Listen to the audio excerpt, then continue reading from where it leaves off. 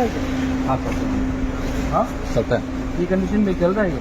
हाँ this is ये चलता है। ये मेन वाला ये चलता है। ये वाला चलता है? हाँ ये चलता है क्या? दोनों चलता है? ठीक से चलता है?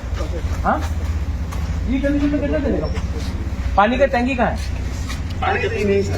तो अगर यहाँ में आग लगा तो इसका फिलिंग कैसा होगा? नहीं तो पानी कहाँ में कैसे कहाँ से लाता है लोग?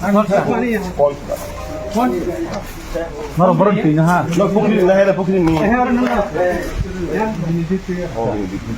एक ही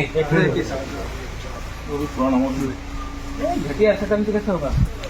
ये भी सर पुराना है, ये तो भी ठीक है। हम एकदम परमानेंट लीव का सर्विस ना and this is not permanent leave. हाँ दिस इज नॉट परमानेंट। इसका है नहीं मैंने सर्विस परमानेंट नहीं है, बस टेम्पोररी है। ये आपका ऑफिस है? हाँ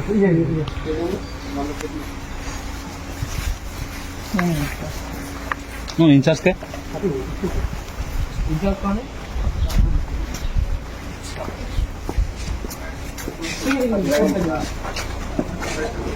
आप लोग आप इंचार्ज हैं यहाँ? इतना खराब कंडीशन में लोग कैसे काम कर रहे हैं? हाँ नया बन रहा है कि नहीं? बना है कि नहीं? परमिशन हो गया।